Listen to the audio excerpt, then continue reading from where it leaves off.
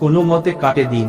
এহেন জীবনেও যে প্রেমের আগমন হতে পারে এবং শেষ পর্যন্ত তাকি পর্যায়ে গড়াতে পারে, তা এই দুঃখের প্রেমের গল্পটি না পড়লে আপনি উপলব্ধি করতে পারবেন না। সময় জীবনের সব থেকে বড় শিক্ষক, আমাদের সবাইকে তা মেনে নিতে হয়। আমার নাম সৌগত, পড়াশোনা প্রায় শেষ, চাকরির জন্য এদিক ওদিক, মূলত টিউশন পড়ি। বাবা একটি মুদির দোকানে খাতা লেখার কাজ করত, তাই অভাবটা বেশ ভালো বুঝতাম। এমনভাবে দিন কাটছে আর বছর। একদিন বাড়ির পাশে একটি পুকুরের সামনে বসে আছি, আনমনাভাবে পাশে তাকিয়ে দেখলাম একজোড়া গোলাপ আর সাথে একটা চকোলেট বাক্স। বেশ কয়েকবার আশেপাশে তাকিয়ে কাউকেই দেখতে পেলাম না। কি মনে হলো আমি এই দুটো ফেলে রেখে বাড়িতে চলে এলাম। এরপর থেকে আরেকটা অদ্ভুত ঘটনা ঘটতে শুরু হলো। একটি অপরিচিত ফোন নম্বর থেকে কল আসে, কিন্তু কলটি মিসড হয়ে যায়। তবে কোনোদিনও আমি আগ্রহ নিয়ে আর ঘুরিয়ে ফোন করিনি।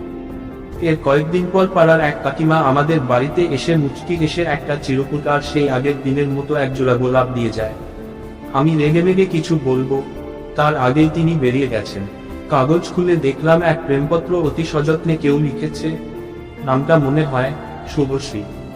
চিরকুটটা পুরোটা পড়ে বুঝলাম একটি মেয়ে, যার নাম শুভশ্রী, সে আমায় প্রায় 2 বছর ধরে অনুসরণ করছে। আর কি, সে আমাকে প্রচন্ড ভালোবেসে ফেলেছে, যার প্রতিফলন এই চিঠি আর এই দুটি গোলাপ। তবে গরিব বাড়ির ছেলেদের এসব বিলাসিতায় মদত দেওয়া সম্ভব নয়, তাই নিজের কাজে বেরিয়ে পড়লাম। পড়াশোনার জন্য নিজেও প্রাইভেট পড়াতে শুরু করলাম। একদিন পড়াতে যাচ্ছি, দেখি একটা মেয়ে পথ আটকালো তার গোলাপি সাইকেল দিয়ে। মেয়েটা বেশ সুন্দর দেখতে। সে বলল, ফোন ধরতে কি হয়, তোমার সঙ্গে কথা আছে। কি করব বুঝতে না পেরে বললাম, কে তুমি আর কি চাও? আমার এক জায়গায় যাওয়ার আছে। বিরক্ত করো না। কিছুতেই মেয়েটা পথ ছাড়ে না। সে আবার বলল, আমি তোমাকে ভালোবাসি, আর ফোন করলে ধরবে। এই নাও দুটি গোলাপ, আর মাসিমার সাথে দেখা করছি, বলে গোলাপি সাইকেলটা নিয়ে বেরিয়ে গেল। অবাক হয়ে ভাবলাম, এই সেই শুভশ্রী যে চিঠিটা লিখেছিল। আমি খুব অবাক হয়ে কিছু ভাবতে ভাবতে আমার গন্তব্যে এগোলাম। রাতে বাড়ি ফিরতে দেখি মেয়েটি আবার সেদিনের মতো বিরক্ত করছে, ফোন করে। কিছুদিন আমি এগুলো এড়িয়ে যাচ্ছিলাম। এর মাঝে একটা জয়েনিং লেটার আমার বাড়ির লেটার বক্সে পেলাম। চাকরিটা একটি বড় কোম্পানিতে, বেশ মোটা অঙ্কের মাইনেও হতে পারে দেখে মনে হলো। কিন্তু খুব সম্ভবত আমি তো এরকম কোনো কোম্পানিতে চাকরির পরীক্ষা বা ইন্টারভিউ দিইনি। কিন্তু বিশ্বাস করেই লেটারে থাকা তারিখে আমি কসবায় গেলাম এবং জয়েনিং করলাম একটা সুপারভাইজারের পদে। পড়াশোনার জন্য নিজেও প্রাইভেট পড়াতে শুরু করলাম। একদিন পড়াতে যাচ্ছি, দেখি একটা মেয়ে পথ আটকালো তার গোলাপি সাইকেল দিয়ে। মেয়েটা বেশ সুন্দর দেখতে। সে বলল, ফোন ধরতে কি হয়, তোমার সঙ্গে কথা আছে। কি করব বুঝতে না পেরে বললাম, কে তুমি আর কি চাও? আমার এক জায়গায় যাওয়ার আছে। বিরক্ত করো না। কিছুতেই মেয়েটা পথ ছাড়ে না।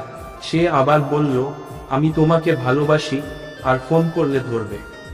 এই নাও দুটি গোলাপ, আর মাসিমার সাথে দেখা করছি, বলে গোলাপি সাইকেলটা নিয়ে বেরিয়ে গেল। অবাক হয়ে ভাবলাম, এই সেই শুভশ্রী যে চিঠিটা লিখেছিল। আমি খুব অবাক হয়ে কিছু ভাবতে ভাবতে আমার গন্তব্যে এগোলাম।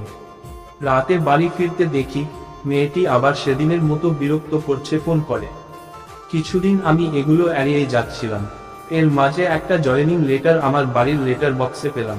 চাকরিটা একটি বড় কোম্পানিতে, বেশ মোটা অঙ্কের মাইনেও হতে পারে দেখে মনে হলো। কিন্তু খুব সম্ভবত আমি তো এরকম কোনো কোম্পানিতে চাকরির পরীক্ষা বা ইন্টারভিউ দিইনি। কিন্তু বিশ্বাস করেই লেটারে থাকা তারিখে আমি কসবায় গেলাম এবং জয়েনিং করলাম একটা সুপারভাইজারের পদে। পড়াশোনার জন্য নিজেও প্রাইভেট পড়াতে শুরু করলাম। একদিন পড়াতে যাচ্ছি, দেখি একটা মেয়ে পথ আটকালো তার গোলাপি সাইকেল দিয়ে। মেয়েটা বেশ সুন্দর দেখতে। সে বলল, ফোন ধরতে কি হয়, তোমার সঙ্গে কথা আছে। কি করব বুঝতে না পেরে বললাম, কে তুমি আর কি চাও? আমার এক জায়গায় যাওয়ার আছে। বিরক্ত করো না। কিছুতেই মেয়েটা পথ ছাড়ে না।